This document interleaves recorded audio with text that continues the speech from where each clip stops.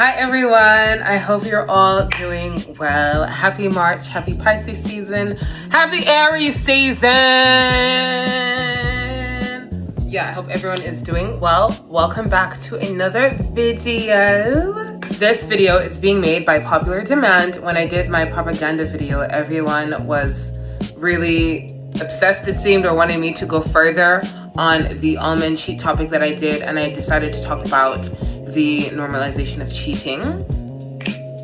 I am very excited to talk about this topic. I have been researching, I've been watching a bunch of reality TV, movies, things that have a lot of cheating tropes, and this has been literally a labor of love because any cheating, love triangle type story situations trigger the fuck out of me, and I usually don't make it long. I can peep games so quick, and I'm always just like, you know what, if this were me, I would have left, so it's not even enjoyable. But anyway, I thought we could talk about this in a sociological, psychological, social, nuanced lens.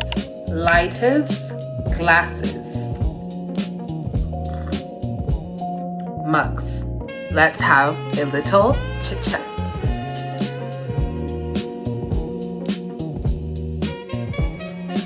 All right, now before we tackle the normalization of cheating, first we need to define and understand what cheating is. What is a working definition of cheating so we know what it is? Cheating can be defined as a sexual and/or emotional act engaged in by one person within a committed relationship where such an act occurs outside the primary relationship and constitutes a breach of trust and/or violates the agreed upon norms, overt and covert, by one or both parties in the relationship in relation to romantic, emotional, and sexual exclusivity. In layman's term, just any type of secret, both emotional, sexual, or romantic behavior that violates the exclusivity that romantic relationships have by definition, and these are always on case-by-case basis. So I read this article that had done a study on cheating. They had done qualitative and quantitative interviews with, I think, a sample group, if it was 400 people in total, and this varied between heterosexual men, heterosexual women, gay men, and lesbian women as well. And the research found that across 160 cultures, infidelity was the number one reason for a divorce/breakup. And in this study, they made a distinction between sexual behaviors and emotional behaviors. And sexual behaviors, you can think kissing, groping, fondling, intercourse, that stuff. Emotional, sharing secrets with somebody, telling them your life story, just having a close emotional bond.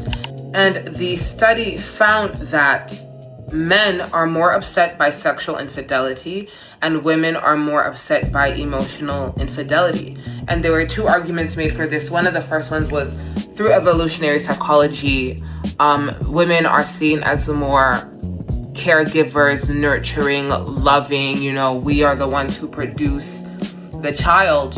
So we would be upset if a man is giving himself emotionally to someone else because he gives us that stability, he pays for us, and we, take care of the home. So if you lose him emotionally, it means you have lost your stability, your foundation. And for men, the reason was so, it was so elementary. The reason why they're more upset by sexual infidelity is because they do not want to be raising offspring that is not theirs. And the potential for that is scary. And all those resources go to waste. I don't know how true that is. I think a lot of that is how we are socialized as men, as women. Men taught to just kind of find someone to take care of them while they go into the public sector and make things work. And some of them, most of the time, they're looking for a mom. The things that they ask you to do, these are basic life skills that they need to do, but they're not doing. And for us women, the way we're socialized to just kind of always be performative for these men, especially in African context, and now more than ever, men are the prize and we kind of need to be the ones performing for them, auditioning for them, which is weird, but that's the climate that we're living in. And there is a high surplus of women, and there's a high demand for good men and a low supply for good men. So they pick up the litter. And as women, we are brought up to always see women as competition for marriage, brought up to be wives. Everything we are socialized to do, the way we're brought up, just everything that we're doing, in the back of our mind, we're always keeping in mind that I need to get married at the end of the day. As a woman, my goal, my main achievement as a woman, to know that I am a woman, is marriage and bearing offspring. And with the rise of social media, what now constitutes as sexual or emotional infidelity and unfaithful behavior, it's expanded. All right, so what COVID did was it increased the chances that people would be more likely to be involved in infidelity because of the layout of the land at that time. We're all at home, all online, Zoom, house party. Who remembers house party? Just talking to people all day about nothing. It was the perfect breeding ground for infidelity to happen, especially if you're stuck at home with your partner 24/7. A lot of us would have the luxury and some time to separate from our partner, go do our life, come back and be together. And a lot of people didn't even really spend a lot of time with their partner for more than, let's say, like a few hours or even 10 hours. Now imagine the whole day, 24/7, you're stuck with each other. You guys aren't dressing up the way you used to. You're looking regular, degular. He's looking regular, degular. They're looking regular, degular. It's easier, and you just want to find something else. This feeling, this want of escapism, of something different, is born. And it was even harder for people during COVID who were cheated on to heal from that, because they were not able to access adequate resources such as healthcare in the form of therapy, medication. I will talk about the physical and emotional and psychological effects of being cheated upon just right now, but just to let you know that it was harder for people to do that. And also, you couldn't separate from your partner as easily as you would have. You were stuck at home. Some people, you could not leave your house. You have to look at this person who is cheating on you, and there's nothing you can do about it. But also during this time, what the study found was that younger people expressed greater negative attitudes towards infidelity, and we more often perceive sexual behaviors as infidelity than older people do. And that also made me think that part of it could also be culture and society, how we're raised, how our parents' generation, our grandparents' generation didn't really leave at cheating. Like, cheating was just part of marriage. There is a whole African proverb that even says the cheating of a man is not enough to break up a household. Just things like that, where it's like, what? Cheating? Even when you bring up these complaints, it's just a part of something to handle. This is just part of marriage, part of dealing with men, part of relationships. It's just the lay of the land. Cheating itself is not just the act that people are feeling from, that people are upset about. There is a lot that goes into the cheating, and we will touch on that along the way. But I want to talk about the results of being cheated upon, the emotional reactions that people have. And these can range from extreme anger, betrayal, insecurity, rage, shame, guilt, jealousy, sadness, depression, and in some cases, suicidal ideation. So it's not just the cheating, you know? It's the manipulation, the gaslighting, the deceit, the intention to do wrong to your partner. And people even justified saying, oh, I didn't want to hurt you, I wanted to protect you, knowing that this information is enough to mess with their emotional well-being, especially when you're in this relationship and you have made certain promises to each other. You have agreed upon something. Nobody held you at gunpoint. You are not under any sort of duress. You made this choice as a sober, level-headed individual to be in a relationship with someone. You had your own definitions, and you made that breach of trust. Instead of owning up to it or just being honest about certain things, or even just leaving, you said, you know what, I'm gonna have my cake and eat it too. And you are messing with people. You know, that's emotional distress. It's abuse. It's abusive, because for you to be able to get away with cheating successfully, for you to be able to do these things, you need to have some kind of, you're channeling some deviant behavior, some abusive tendencies, some antisocial traits to make this happen. You are deceiving somebody. And we are shocked and surprised when people have visceral reactions to this. Some people be killing y'all. People go into blind rages, like affairs of the heart. You are messing with people's livelihoods. Mental and emotional, almost always will override your logical side. When there is emotions and feelings and trust and care involved, and someone breaks that, I would kill you too. Real. Research also suggests that those who are more likely to engage in infidelity are usually more educated, wealthier, and less tied to a religious faith. The religious faith one, I kind of had to side-eye a bit. I thought maybe it was underrepresentation because church folks be the whoriest whores you'll ever meet. They be lying. They be the kings and queens of double lives. They be undercover. They be DL. But as we have seen, more educated and wealthier people are more likely to engage in this. And again, not just looking at infidelity itself, but the behaviors, that people engage in to be able to make this work. Can we think of some examples we're seeing today with powerful, wealthy, educated people using their influence to manipulate, to coerce, to cheat on people, in some extreme cases abuse and take advantage of women, Jeffrey Epstein and friends. I'm just saying. People like Sean Combs, Harvey Weinstein's, we always act so shocked when these cases of sexual abuse, sexual coercion, infidelity happen with these rich, high-earning people. People like freaking Jeff Bezos. Wasn't he cheating on his wife? And we're so surprised, but we have seen throughout history, even back then, people like Henry VIII cheating, abusing women, lying. Louis from the 13th and above, lying to and abusing women. This stuff is not just right now, but it has been ongoing, and it's now at the stage where we look at it as, well, this is just part of it. We don't critically analyze, we don't criticize, we just talk about it as something that is, this is what we do.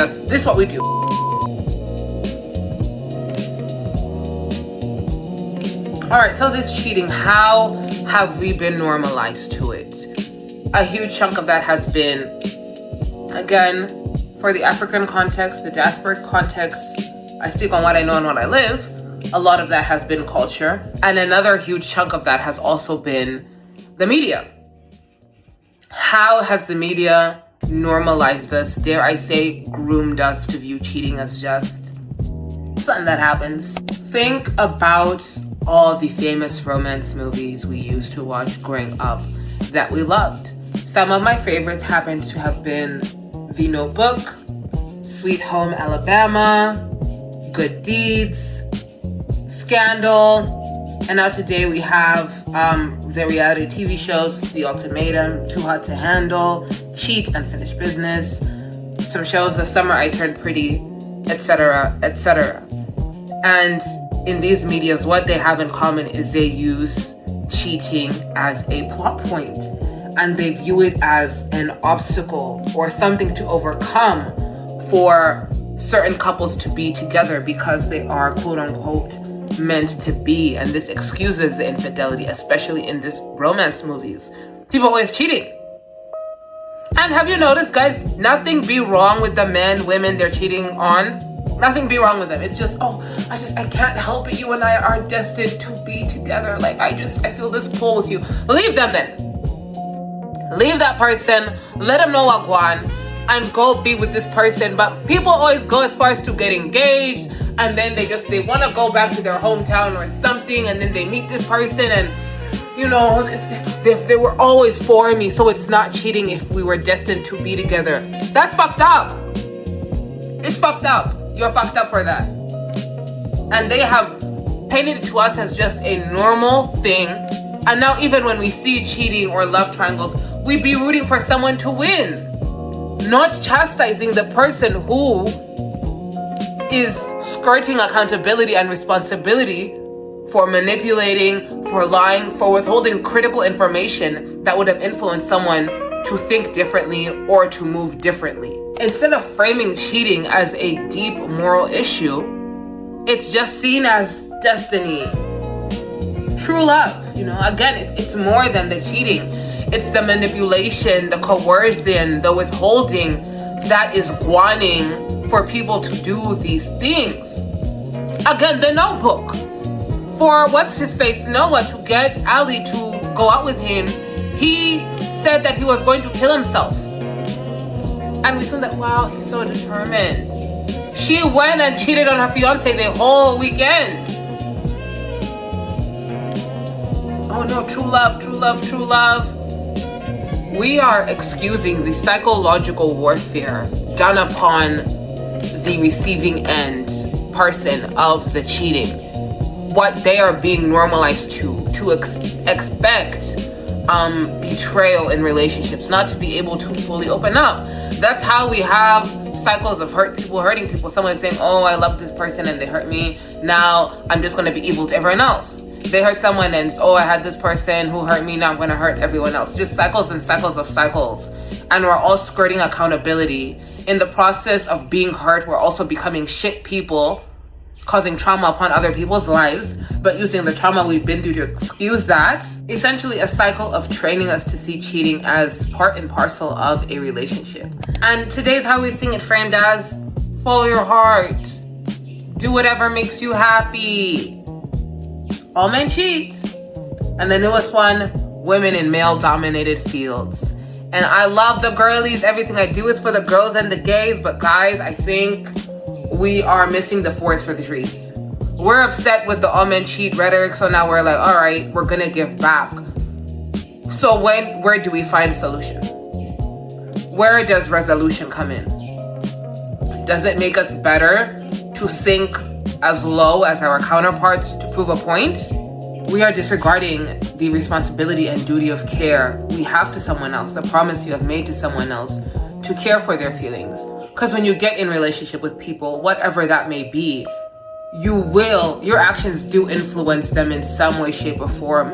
And if you're intentionally out there doing harm or doing something that you know is going to mess up with their sense of relationship and attachment, why would you do that to someone? Because some of us know how that feels.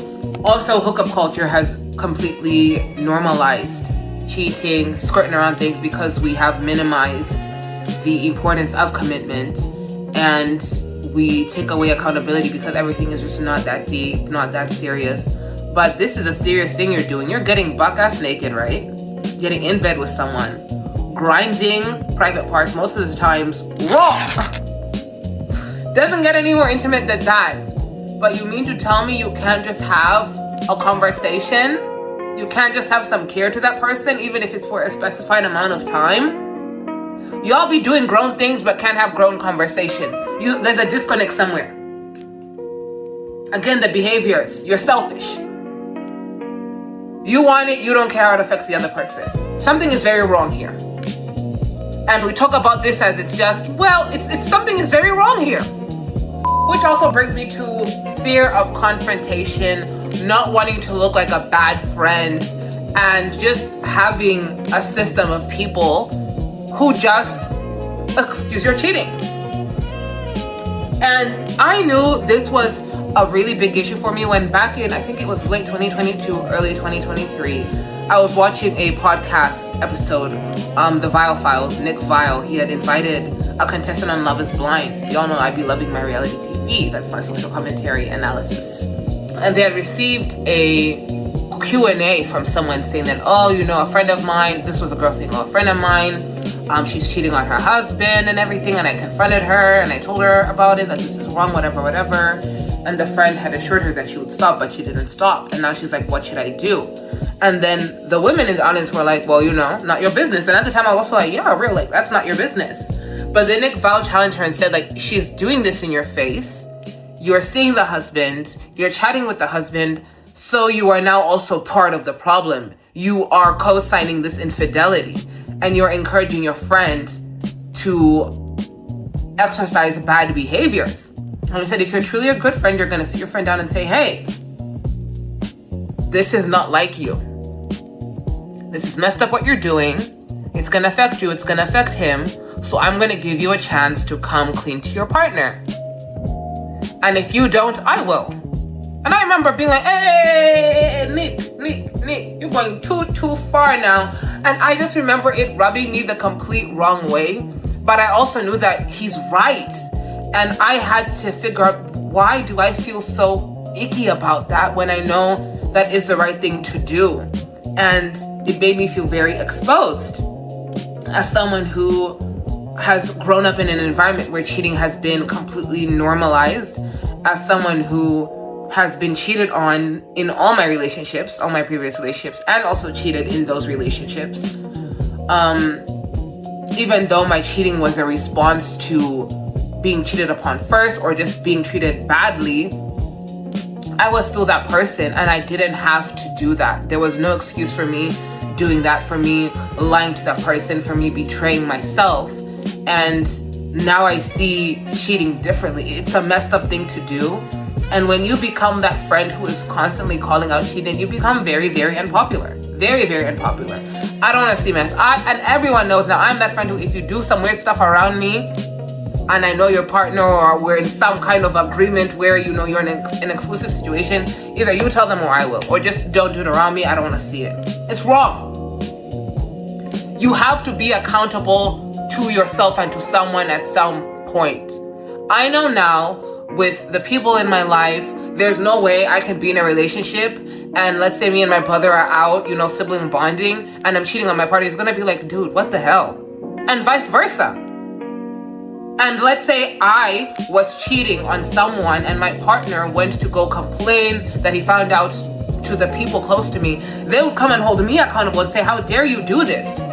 How dare you do this messed up thing to somebody else? And we don't have that. We just excuse people saying, well, that's them, that's their life. Again, with the girlies, it's become women in male-dominated fields. And again, I'm for women's rights and wrongs, but I am not for us choosing to be awful people, adopting these bad behaviors because we are hurt. We can always leave. Leaving is never an option. In the media, never painted as an option. IRL, it's never painted as an option. It's either mobilire or get your get back. And for women who cheat, whoa. Stoned, bro. Stoned. Shame. That's the situation you're in. But you can never just go. We feel like we owe no one nothing. Yet when it's done to us, how dare they do this to me? Why did you tell me? Everything we have done, our social circles, the media, the environments we grew up in, we are now seeing cheating as not that deep. And my biggest problem comes in the way we are engaging with this rhetoric today. We talk about it, but we never critically analyze it. It's never from a place of, this is very wrong. How do you make sure we're not doing the same thing? It's always like, well, our grandma survived. You are in a system of normalized abuse. What are you going to do about it? Saying nothing, you are teaching yourself that, well, this is just, we need to start pointing things out as a problem. Two things can be true at the same time. And this whole thing of, they were a shit partner, but they're a good parent. How? Kids see how you treat each other. And that influences the way they will also treat their partners in future. If young boys are seeing their fathers dog out their mothers and the women are just accepting it, they see that as well. It's normal because the mom is supposed to be a strong woman, but she's here taking this shit lying down. I can treat other women like this. And what are young girls taught? Just keep the peace, persevere no matter what. No matter what. I want to bring it home. Bring it down south. Traditionally, in African culture, men still are allowed to take more than one wife. And this notion has been used and was used to fuel the notion that, men are created polygamous by nature. It's just in them. A man cannot be sexually satiated by just one woman. And in most African cultures, this was very fascinating that I read in an article that it said most African cultures, they don't have boyfriends and girlfriends, and they don't view boyfriend and girlfriend infidelity as real infidelity, because the concept of infidelity itself was brought to us by Christianity and Islam, and the concept of boyfriend and girlfriend has no African translation. We only recognize husband and wife relationships. So our language and culture have been influenced by these ideas. We are not able to fully understand what cheating is, or how to stand up for ourselves, or how to recognize abusive dynamics in relationships, because in African culture, dating is just seen as a trial run for marriage. Everything we're doing, we're always keeping in mind that marriage is at the end of it. There is just no dating for fun to understand these tactics. We don't understand that. Yet we're also using religion as a way to tell women to, keep themselves pure, keep yourselves holy. It's the same paradox of where growing up we're not allowed to date, but at this age, why aren't you married? Why are you not popping out kids? You guys didn't want me to date, look in a boy's direction, breathe in a boy's direction, and now I should be married with kids? How? But young boys are allowed to go out and sow their royal oats. Who do you think they're sowing their royal oats with? I also wanted to ground this issue too home in Malawi, and I actually found an article that did a study on infidelity and intimate partner violence, how that's all linked in Malawi. And this was a study that was conducted in 2015, and obviously a majority of Malawi is rural, so they did this in the southern district, and they found that intimate partner violence may be connected with power because of its association with masculinity, male dominance, and control over women. So at the end of the day, all of this is about control. It is about power, ownership of women.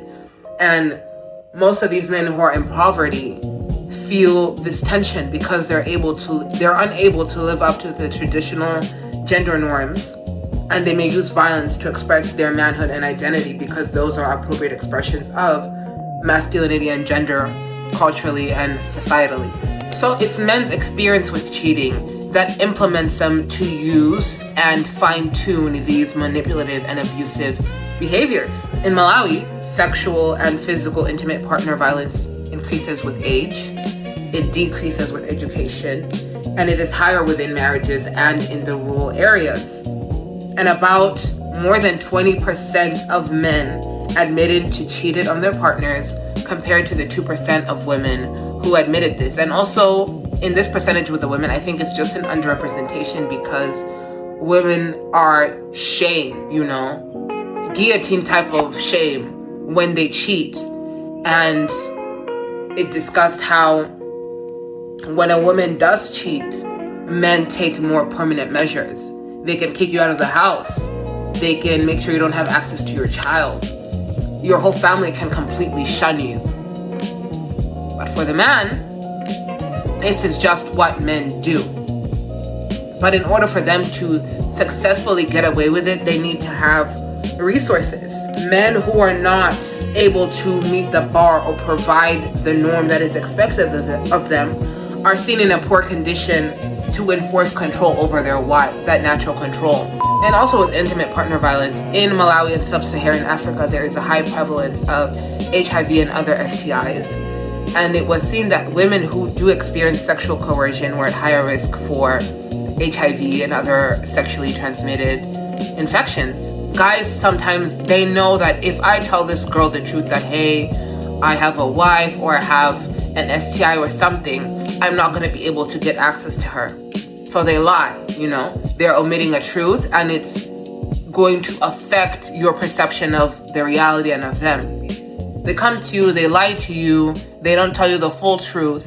You only find out after the fact. You know, it was a betrayal. It was a breach of trust. And nowadays, with some of these STIs, a lot of these STIs, you know, there's good medication. A lot of people are walking around just spreading their diseases, not having conversations with their partners, not practicing safe sex practices to not transmit these STIs. Cheating is a messed up thing to do to anyone. It's fucked up. And I think why now there is a higher prevalence of it, or I should say just a higher tolerance of it, is also the state of the world, this lack of care we feel to each other, everybody just walking around hurt, acting like things do not affect them, being emotionless, but bleeding on people. We need to start working that out. I think honesty needs to be at the forefront of anything. Be honest with yourself, you know? Be honest with the people around you. If you are not monogamous, and I think that whole monogamy thing has brainwashed us into thinking, you know, everyone is monogamous, and if I'm not monogamous, what is wrong with me, and these existential crises. But just accepting that, okay, maybe I'm not a monogamous person. I do like having more than one partner. I like my partner also having another partner, or I'm just the type who I want to have multiple partners. But also being able to accept and understand that the way I navigate life, relationships, and sexuality may cut me off from a specific demographic of people I want to reach, and battling those negative tendencies of, you know, it doesn't matter, I'm still gonna be selfish and get what I want. Be honest with people. It would be better for you and a more enjoyable experience for both of you if you both went in knowing everything, understanding the full scope of the situation, so there's no misunderstandings. You're not causing harm to someone. No one has to heal from some shit that you did to them that now causes them to be a bad person to the next person. And you can go to bed at night, not a contradictory person. You're a person that your word is bond. People can be like, this is his situation, but he's gonna be honest with you. Be honest with people. Sometimes people may also just want the same thing you want, or they have never been approached with that experience, but just being honest with yourself and then being honest with that person and working on these things. It's not just the cheating that makes you a bad person, it's the behaviors. These behaviors start becoming maladaptive. They start becoming deviant. You start becoming a shit person. Like, it just becomes who you are. It's not that, oh, you know, they have shit tendencies. It's just you're a shit person. And a lot of people are now skirting that fine line, just out here cheating. And also changing our response to cheating, the conversations we have around cheating.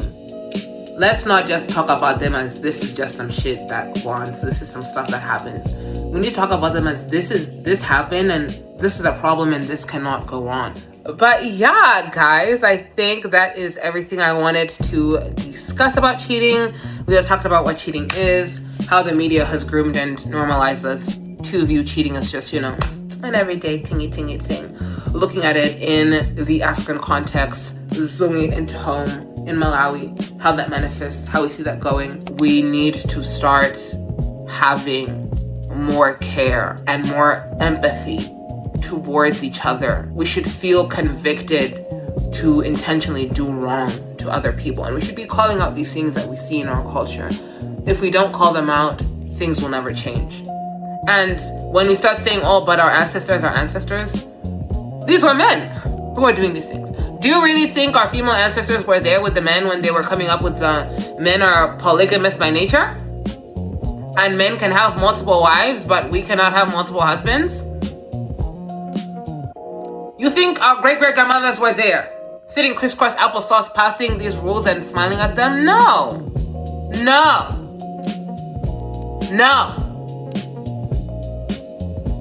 A lot of these things are excuses for bad behavior. But yeah, guys, that is all I have to say. Don't cheat. Discourage the people in your life to also not cheat. Be an accountable person. Be an integral person. Like, comment, and subscribe. I will see you guys soon. Thank you so much for taking the time to watch this video. Happy March Madness! Happy birthday to all the Pisces, to all us Aries, and happy Easter.